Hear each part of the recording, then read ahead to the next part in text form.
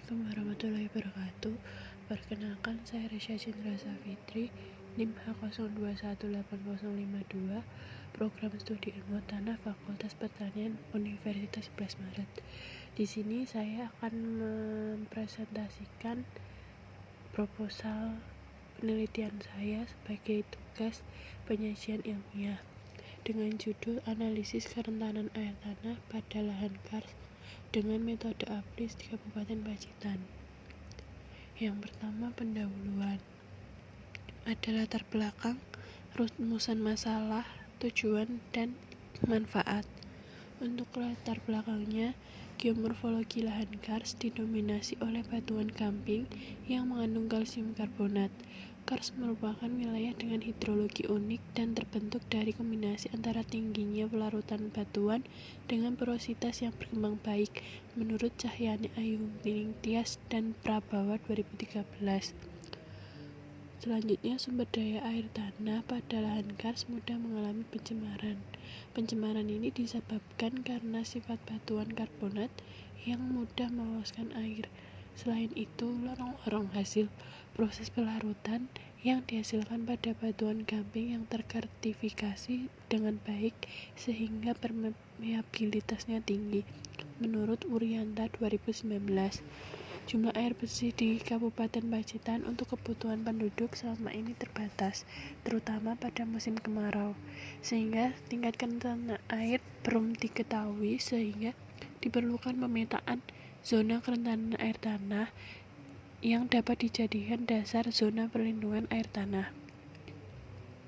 Selanjutnya, rumusan masalah.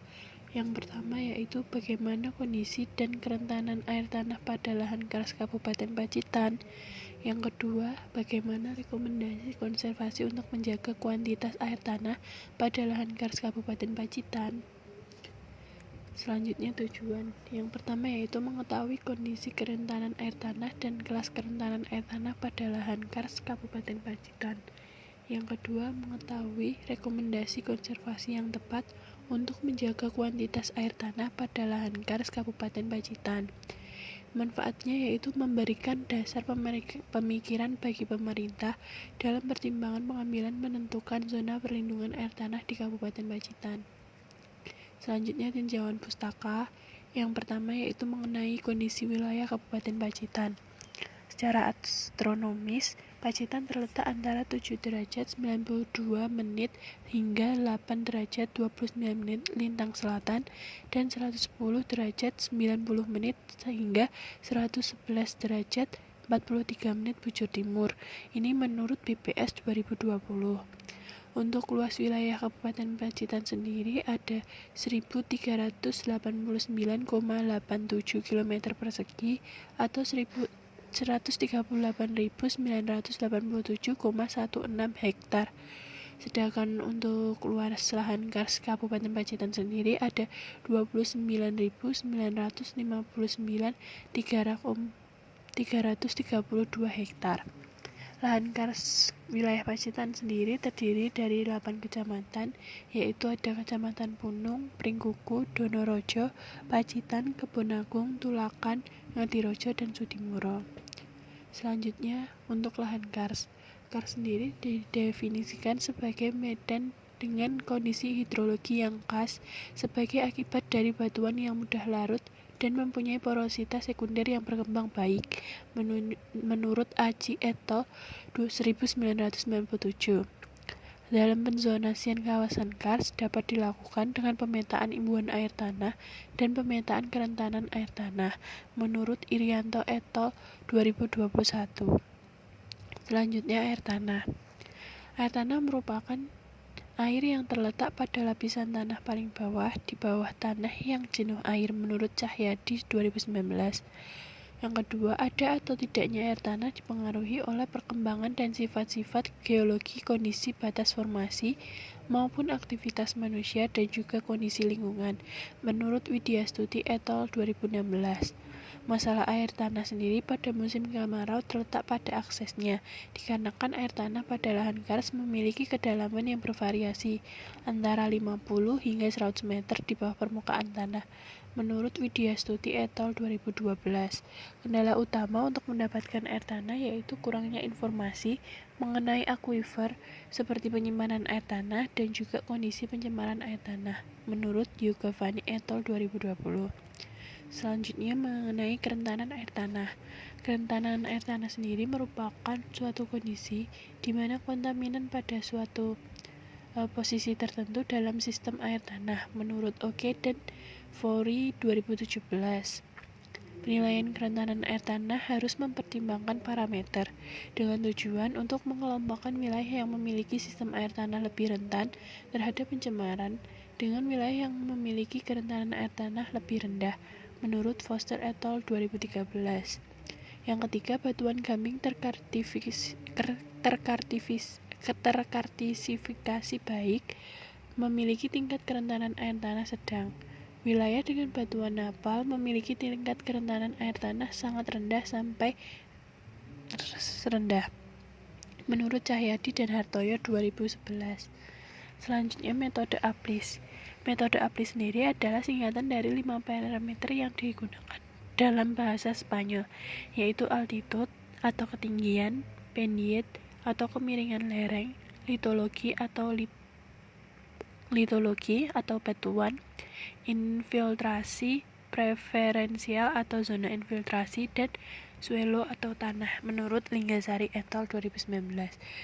Kelebihan dari metode APLIS sendiri yaitu pada perhitungan infiltrasi tekstur dan jenis tanah dipertimbangkan digunakan dalam perhitungan pada bermacam bentuk lahan dengan jenis batuan tertentu karena metode ini memperhitungkan jenis aliran melalui media porus, menurut Giovanni et al. 2020. Sedangkan kekurangan metode APLIS sendiri yaitu perhitungan terhadap scoring pada masing-masing variabel yang terbilang cukup sederhana dan tidak memperhitungkan tebal lapisan maupun batuan maupun tanah, menurut Giovanni et al. 2020. Selanjutnya mengenai sistem informasi geografis untuk metode APLIS. Sistem informasi geografis untuk menggambarkan distribusi keruangan atau spasial dengan fungsi overlay atau tumpang susun, penjumlahan nilai spasial analisis, menurut Febiarta dan Vinastra 2020. Penerapan metode APLIS dengan perangkat lunak SIG dapat digunakan untuk menentukan zona tingkat kerentanan air tanah, menurut Urianta 2019. Selanjutnya yaitu kerangka berpikir. Berikut ini kerangka berpikir dari penelitian saya, yaitu Kabupaten Pacitan rawan kekeringan apabila musim kemarau panjang tiba. Jumlah air bersih untuk kebutuhan penduduk selama ini terbatas, sehingga diperlukan pemetaan kerentanan air tanah. Yang dibutuhkan yaitu pertama peta administrasi, peta penggunaan lahan, peta kemiringan lereng, dan peta curah hujan yang akan menghasilkan satuan peta lahan. Kemudian dilakukan survei lapangan, pengambilan sampel, pengumpulan data sekunder yang akan dilakukan analisis lab. Kemudian analisis data menggunakan metode APLIS, kemudian menghasilkan kelas dan rekomendasi konservasi kerentanan air tanah, dan menghasilkan peta kerentanan air tanah. Selanjutnya metode penelitian. Yang pertama yaitu tempat dan waktu penelitian. Untuk penelitiannya sendiri dilaksanakan di Kabupaten Pacitan, khususnya di lahan kars, di Laboratorium Kimia dan Kesuburan Tanah Fakultas Pertanian UNS, serta Laboratorium Fisika dan Konservasi Tanah Fakultas Pertanian UNS. Penelitian ini dilaksanakan pada mulai bulan Juni 2021 hingga bulan Januari 2022. Untuk alat dan bahan penelitian, yang pertama untuk analisis lapang, alatnya ada belati, GPS, klinometer, kompas, bor tanah, juknis, palu, papan kayu, meteran, alat tulis, penggaris, dan double ring infiltrometer. Untuk bahannya, sampel tanah lokasi penelitian. Selanjutnya, alat dan bahan penelitian untuk pengolahan peta, yang alatnya yaitu laptop dan ArcGIS. Untuk bahannya sendiri peta RPI, data Demnas, peta jenis tanah, dan peta geologi. Untuk analisis labnya, yang pertama yaitu ada tekstur tanah dengan metode analisis granuler cara pipet. Alatnya penyaring Bergefell, ayakan 50 mikron, gelas ukur 500 ml, pipet 20 ml, pinggan aluminium, dispenser 50 mkl, gelas ukur 200 ml, stopwatch, oven berkipas, pemanas listrik, neraca analitik, gelas piala 800 ml. Untuk bahannya sendiri ada H2O2 dengan konsentrasi 30% dan juga 10%. Ada HCl2n, larutan Na4P2O7 4%. Selanjutnya untuk analisis laboratorium KTK dan kejenuhan basah dengan metode penjenuhan amonium asetat 1N pH 7,0. Untuk alatnya sendiri ada timbangan, Erlenmeyer, alat gojok, kertas saring, corong, pipet ukur, labu destilasi, destilator, buret, dan statif. Untuk bahannya sendiri ada NH4COOH 1N, alkohol 95%, NaCl 10%, NaOH 45%, HCl 0,1N, H3BO3 2%, indikator campuran PCG dan MR, Aquades, dan butir Zn. Untuk analisis lab C organik menggunakan metode Walkley dan Black. Untuk alatnya ada labu takar 50 cc, Erlenmeyer, gelas ukur, botol semprot, buret, ayakan 0,5 mm. Untuk bahannya K2CR2O7 1N, H2SO4 pekat, larutan standar 5000 ppmc. Untuk rancangan penelitiannya, kegiatan penelitian merupakan deskriptif eksploratif, dilakukan dengan metode survei, yaitu dengan menggunakan pengamatan dan pengambilan sampel tanah secara langsung di lapangan yang didukung dengan analisis laboratorium. Untuk kerangkanya, yang pertama ada studi pendahuluan, yaitu studi pustaka dan pengumpulan data-data sekunder. Yang kedua, persiapan pembuatan peta kerja. Selanjutnya, pembuatan peta kerja menggunakan skala 1:25.000 dengan metode overlay. Penentuan titik sampelnya dengan purposive sampling. Untuk survei dan samplingnya, pengambilan sampel pada titik yang telah ditentukan dan mencatat data lapangan. Untuk analisis labnya sendiri, yaitu untuk menentukan parameter jenis tanah, ada KTK liat, C organik, dan kejenuhan basah. Selanjutnya, analisis data dengan metode APLIS, perhitungan tingkat kerentanan dengan metode APLIS. Selanjutnya, penulisan skripsi dan pemetaan kerentanan air tanah lahan kars Kabupaten Pacitan. Ini sendiri ada untuk scoring parameternya. Parameternya sendiri ada 5. Yang pertama ada altitude atau ketinggian, ada skor mulai dari 1 hingga 10 dengan beberapa ketinggian. Kemudian ada pendiat kemiringan lereng, ada skor 10 hingga 1 dengan masing-masing kemiringan lereng berapa persen dan juga berapa derajat. Selanjutnya litologi atau batuan sudah dikelompokkan berdasarkan scoringnya. Selanjutnya zona infiltrasi, ini menggunakan pendekatan tekstur. Jadi scoringnya menggunakan pendekatan tekstur. Ada zona infiltrasi utama sampai lempung. Selanjutnya yang terakhir yaitu litologi atau tipe tanah, ada 10 hingga 1, scoring 10 hingga 1.